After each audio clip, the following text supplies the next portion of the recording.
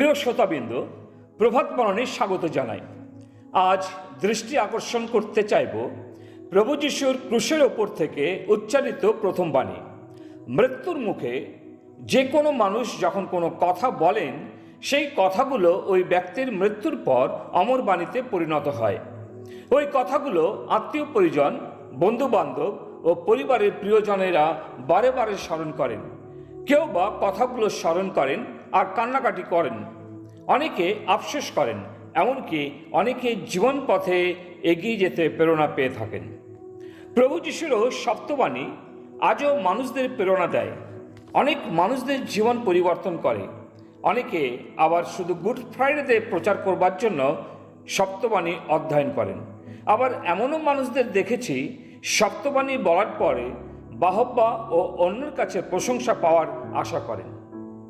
কিন্তু প্রভু যীশু খ্রিস্ট মৃত্যুর মুখে সপ্তবাণী বলে মানুষের প্রশংসা পেতে চাননি, কিন্তু চেয়েছিলেন মানুষ যেন জীবন পরিবর্তন করে ও ঈশ্বরের কাছে এসে নিজেদের পাপের জন্য অনুতপ্ত হয়। আজও প্রভু যীশু স্বর্গ থেকে এই বিষয় দেখতে চান।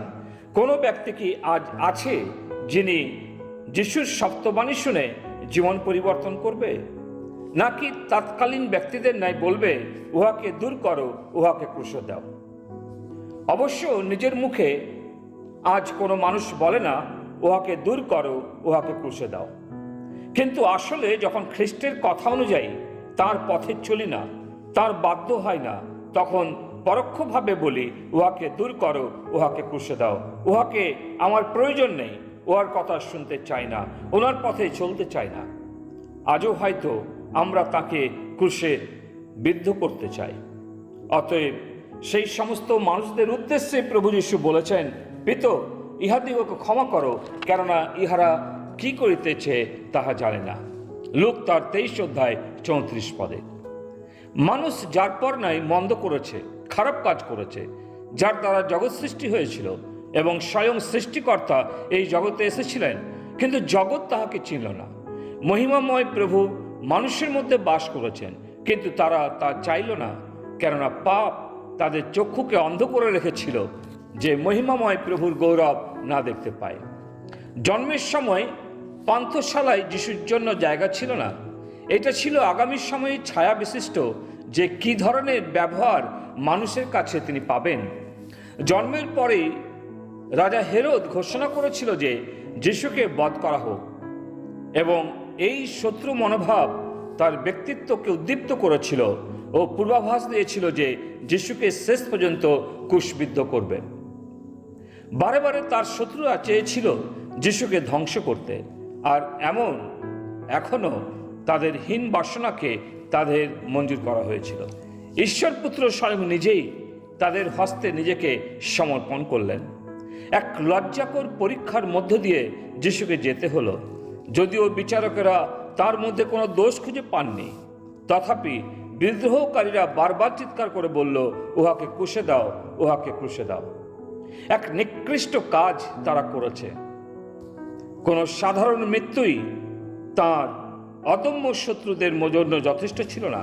তাই এক লজ্জাজনক ও তীব্র যন্ত্রণার মৃত্যুদণ্ড দেওয়ার সিদ্ধান্ত নেওয়া হয়েছিল। একটি ক্রুশের সুরক্ষিত করে রাখা হয়েছিল, যেন পরিত্রাতাকে সেই ক্রুশের উপরে প্রেকবিদ্ধ করা হয়, এবং যেখানে তিনি নীরব ও ক্ষান্ত স্তব্ধ অবস্থায় থাকবেন। কিন্তু লোকেরা দেখেছিল ক্রুশবিদ্ধ অবস্থায় যিশুর নিস্তেজ ঠোঁট নাড়াচাড়া করছে। তিনি কি নিজের জন্য কাঁদছেন যেন করুণা পান? না। তাহলে তিনি কি করছিলেন? তিনি কি তার শত্রুদের জন্য অভিশাপ দিচ্ছিলেন? না প্রিয়, তিনি প্রার্থনা করছিলেন তার শত্রুদের জন্য। তখন যিশু বলিলেন, পিতো, ইহাদের ক্ষমা করো, কেননা ইহারা কি করিতেছে তাহা জানে না। সপ্তবাণীর মধ্যে প্রথম বাণীটা প্রার্থনার মনোভাবের কথা প্রকাশ করে। কতই না তাৎপর্যপূর্ণ, কতই না শিক্ষামূলক। তার প্রকাশ্যে পরিচর্যা প্রার্থনা সহকারে আরম্ভ করেছিলেন লূক 3 অধ্যায় 21 পদে, এবং প্রার্থনা দিয়ে প্রকাশ্যের পরিচর্যা সমাপ্তি ঘটালেন লূক 23 অধ্যায় 34 পদে।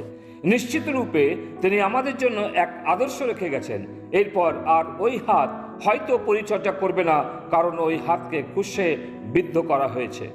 তার পা হয়তো আর দয়া দেখাবার জন্য আর হেঁটে যাবে না, কারণ তার দুইটি পাকে কুশে গেঁথে দেওয়া হয়েছে।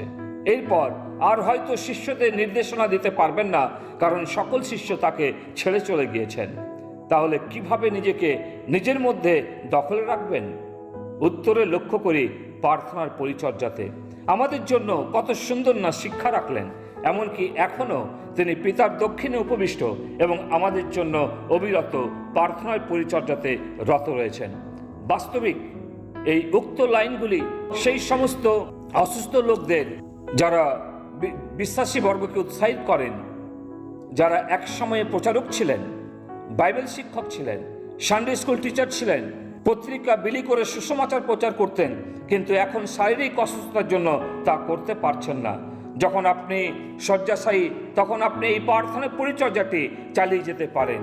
এই জন্যই হয়তো প্রভু এখনও পৃথিবীতে রেখেছেন। যদি পরিচর্যার সম্বন্ধে হতাশ হয়েছেন, পরিত্রাতা প্রভুকে স্মরণ করুন, যিনি প্রার্থনা করেছেন, অপরের জন্য প্রার্থনা করেছেন, পাপীদের জন্য প্রার্থনা করেছেন, এমনকি জীবনের শেষ মুহূর্তেও প্রার্থনা করেছেন। আসুন আমরাও প্রার্থনাতে রত থাকি। ঈশ্বর তিনি তার বাক্যে আশীর্বাদ করুন। পিতা ঈশ্বর, আমরা তোমাকে ধন্যবাদ দিই প্রভু যীশু খ্রিস্ট, যিনি আমাদের জন্য প্রার্থনার আদর্শ স্থাপন করেছেন। অনুগ্রহ দাও যেন আমরা এই প্রার্থনাতে রত থাকি, এই পরিচর্যাকে এগিয়ে নিয়ে যাই। প্রার্থনা প্রভু যীশু তোমার নামে চাই, আমেন।